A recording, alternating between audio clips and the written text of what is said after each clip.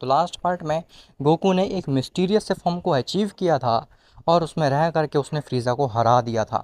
अब उसके आगे, लेकिन उससे पहले तुम वीडियो को लाइक करो, और अगर तुम्हें ऐसे ही मांगास और मूवीज़ देखना पसंद है तो चैनल को भी सब्सक्राइब कर देना ताकि आगे आने वाली वीडियोस तुम्हें सबसे पहले मिल सकें। खैर, गोहान और ब्रोली गोकू और वजीटा से दूर जाते हैं, जिसके बाद ब्रोली गोहान से कहता है, क्या तुम सच में गोकू और वजीटा की बात मानने वाले हो? गोहान कहता है, हाँ क्यों नहीं। अगर उन्होंने मना किया है हमें ये फ्रीज़ा वाली बात लॉर्ड जेनो को बताने से, तो फिर हमें नहीं बतानी चाहिए ये बात लॉर्ड जेनो को। उन्होंने कुछ सोच समझ के ही हमें ये बताया होगा। ब्रोली कहता है, गोहान तुम इसको ज़रा ठंडे दिमाग से सोचो। देखो, हो सकता है कि गोकू वजीटा और लॉर्ड जेनो के बीच में कोई अनबन हुई हो, जिसकी वजह से गोकू वजीटा नाराज़ हैं लॉर्ड जेनो से और उन्होंने ऐसा कह दिया। लेकिन हमें तो मल्टीवर्स के लिए सोचना होगा ना। अगर हम ये बात लॉर्ड जेनो को नहीं बताएंगे और इसकी वजह से कोई बड़ी प्रॉब्लम क्रिएट हो गई मल्टीवर्स में, तो हो सकता है कि उसके ज़िम्मेदार हम हों, और मैं ऐसा बिल्कुल नहीं चाहता। क्या तुम एज अ सुप्रीम डिस्ट्रॉयर ये चाहोगे कि हमारी वजह से कोई मुसीबत आ जाए इस मल्टीवर्स में? गोहान कहता है, वैसे तुम्हारी बात पे भी गौर किया जाए ब्रोली तो तुम एकदम सही कह रहे हो।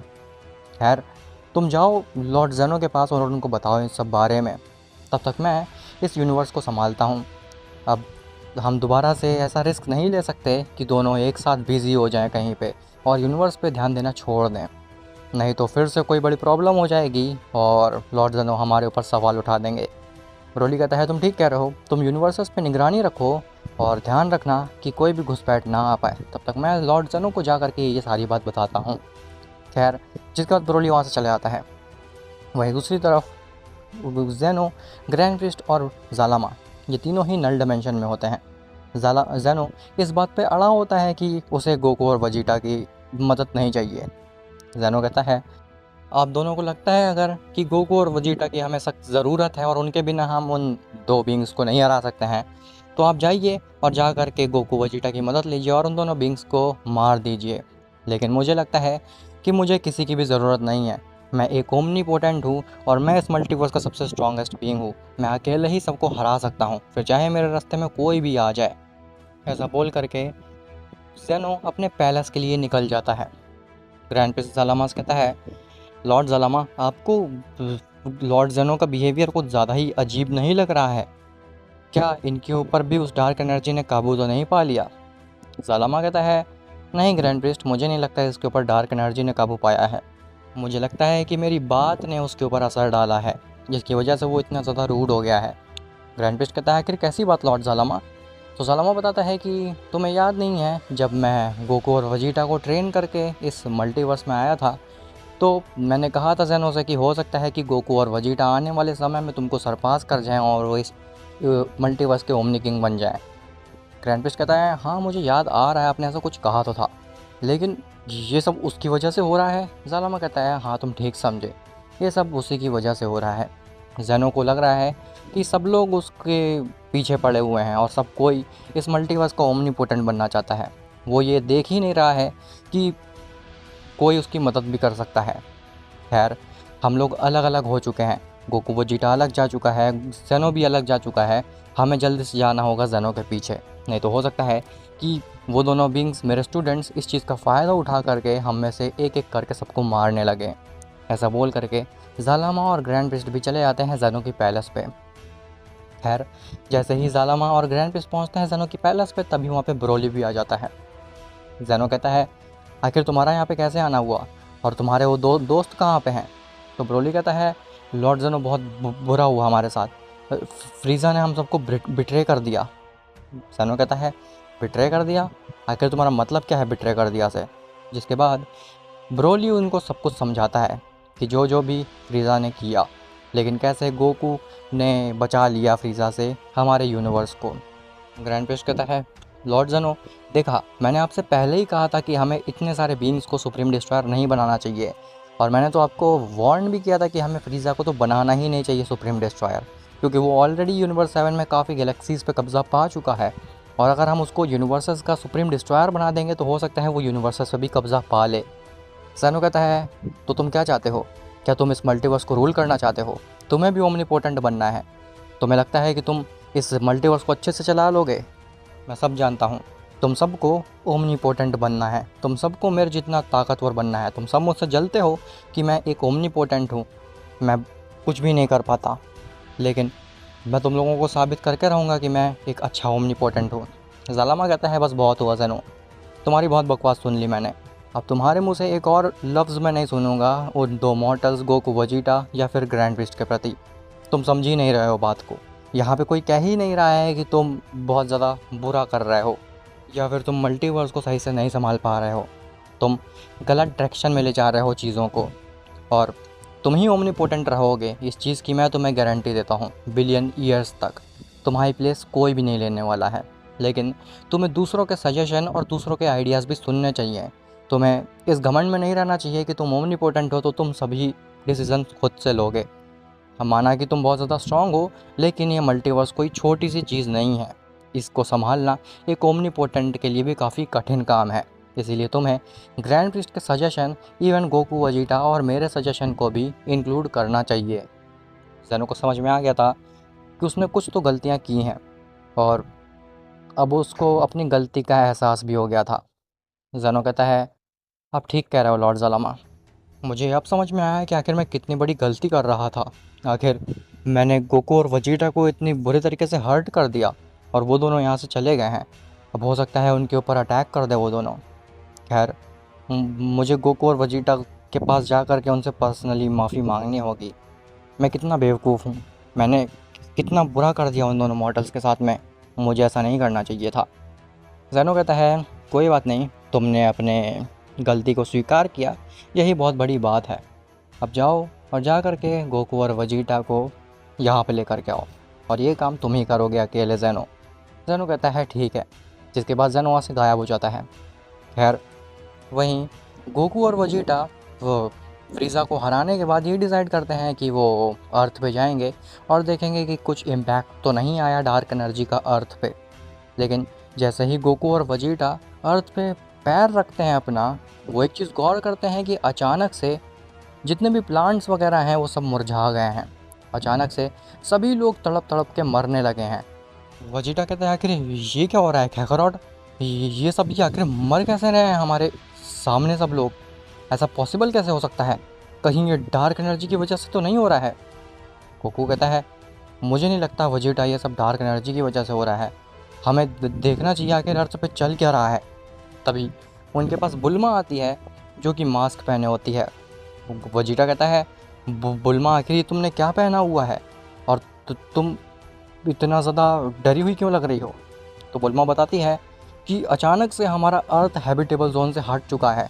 पता नहीं आखिर कोई मीटियोर आकर के लड़ा है या फिर कोई बहुत बड़ा सा शॉकवेव आया जिसकी वजह से हमारी अर्थ हैबिटेबल जोन से हट गई, जिसकी वजह से सब मरे जा रहे हैं। और ऐसा बोलते बोलते बुल्मा भी बेहोश हो जाती है। तभी गोकू के दिमाग में आता है अरे हाँ वजीटा, हम लोग ट्रेनिंग के समय पे उस सूट को पहने हुए थे और हमने अभी तक वो सूट को उतारा ही नहीं है, और हमारा जैसे ही अर्थ पे कदम रखा वैसे ही अर्थ हैबिटेबल जोन से हट गई और सब चीज़ें एकदम से नष्ट हो गई हैं। हम लोग इतनी देर से फ्रीज़र से बचा रहे थे अपने प्लैनेट को, लेकिन हमने खुद ही डिस्ट्रॉय कर दिया अपने प्लैनेट को। हम लोग कितने ज़्यादा बेवकूफ़ हैं। ये चीज़ बोल करके वजीटा और गोकू दोनों ही काफ़ी ज़्यादा उदास हो जाते हैं। वजीटा कहता है ये हमने क्या कर दिया कैकरॉट। ऐसा बोल करके वो दोनों ही रेज करते हैं, और वो इतना ज़्यादा रेज करते हैं कि उसकी वजह से उनका पूरा सोलर सिस्टम ही हिल जाता है, इवन सन भी तहस नहस हो जाता है। तभी वहाँ पे ज़ेनो आता है।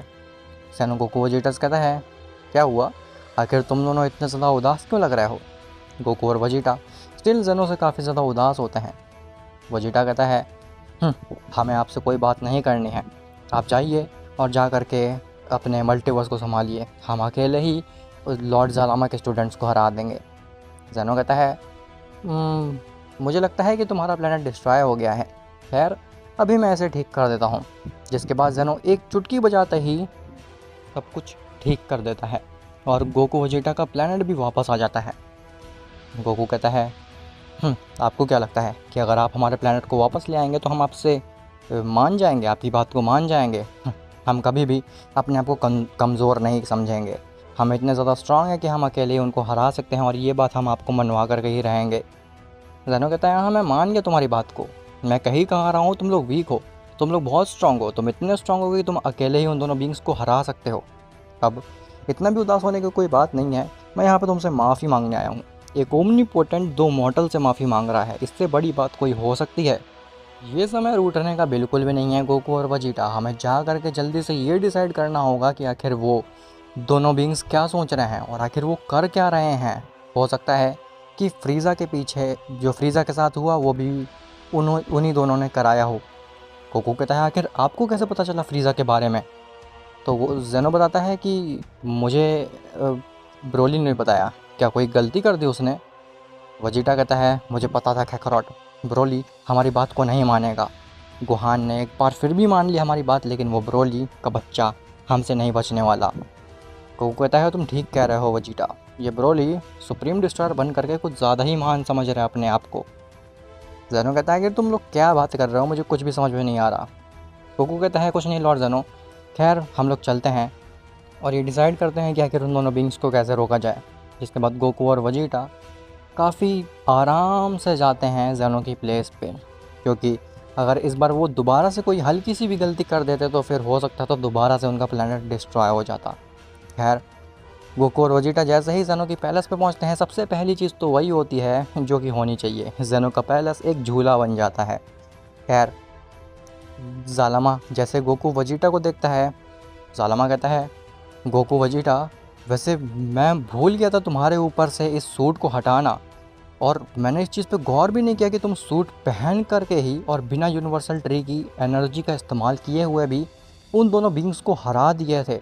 इवन तुमने फ्रीज़ा को भी हरा दिया गोकू, वो भी इस सूट को पहन करके। मुझे तो ये भी विश्वास नहीं हो रहा तुम लोग कितने ज़्यादा स्ट्रांग बन चुके हो। गोकू कहता है जी लॉर्ड सलामा, आखिर हम आपके स्टूडेंट्स जो ठहरे। खैर अब आप इस सूट को हमारे ऊपर से हटा दीजिए ताकि हम अपने असली पोटेंशियल पे लड़ सकें। जालामा कहता है हाँ क्यों नहीं। जिसके बाद जालामा गोकू और वजीटा के ऊपर से उस सूट को हटा देता है और कहता है अब तुम हमेशा के लिए फ्री हो, तुम्हें इस सूट की कोई भी ज़रूरत नहीं है। मुझे लगता है कि तुम लोगों ने सरपास कर लिया है इस सूट के वेट को, अब तुम्हें इस सूट का वेट भी कुछ भी इफ़ेक्ट नहीं कर सकता। वजीटा कहता है आप ठीक तो कह रहे हैं लॉर्ड जलामा, और हमें बहुत ज़्यादा फ्री महसूस हो रहा है। अब ऐसा लग रहा है कि हम इस पूरे मल्टीवर्स का चक्कर केवल मिली सेकेंड्स में लगा सकते हैं। जेनो कहता है फ़िलहाल हमें मल्टीवर्स का चक्कर नहीं लगाना है, हमें ये सोचना है कि उन दोनों की चाल क्या चल रही होगी और आखिर आगे वो करने क्या वाले हैं। और प्लस तुम लोग ये शायद भूल रहे हो, लेकिन हमारा यूनिवर्स भी धीरे धीरे करप्ट हो रहे हैं क्योंकि यूनिवर्सल ट्री करप्टेड है। जालामा कहता है तुम ठीक कह रहे हो जेनो, अब हमें जल्द से जल्द कुछ सोचना होगा ताकि कोई और गड़बड़ ना हो। खैर ब्रोली तुम जा सकते हो और जा करके यूनिवर्सेस का ध्यान रख सकते हो, और जैसे ही कोई तुम्हें बहुत बड़ी प्रॉब्लम दिखे या फिर यूनिवर्सेस में कोई इशू दिखे, तुम तुरंत हमारे पास आना और हमें बताना है कि आखिर वो क्या प्रॉब्लम है, तुम्हें क्या चेंजेस देखने को मिले हैं। ब्रोली कहता है जैसा आप कहें माय लॉर्ड। ऐसा बोल करके ब्रोली वहाँ से चला जाता है। वहीं वो दोनों बींग्स पहुँचते हैं डीमन रेल में वापस से। दिमिग्रा कहता है तुम दोनों का वापस से यहाँ पे कैसे आना हुआ? तुम लोग तो इतने शक्तिशाली थे ना कि उस मॉडल रेल में एक चुटकी बजाते ही कब्जा पा लेते, आखिर वापस कैसे आ गए तुम? तो वो दोनों बींग्स कहते हैं अपना मुंह बंद कर रखो, नहीं तो तुम्हारे मुंह को हम हमेशा के लिए बंद कर देंगे।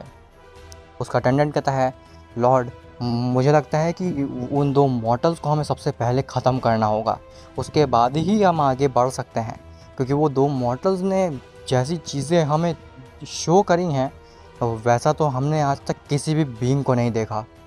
तो उसका लॉर्ड कहता है तुम ठीक कह रहे हो, वो दोनों मॉडल्स को हमें सबसे पहले रास्ते से हटाना होगा, और कैसे हटाना होगा उसके बारे में भी मैंने सोच लिया है। अब आखिर उन दोनों बींग्स ने क्या सोचा है, वो कैसे गोकू और वजीटा को रास्ते से हटा पाएंगे, और आखिर क्या गोकू वजीटा इतने सक्षम बन चुके हैं कि वो उन दोनों बींग्स को हरा दें, और आखिर गोकू की फॉर्म कौन सी थी वो वाली, ये सब तुम्हें पता चलेगा नेक्स्ट पार्ट में।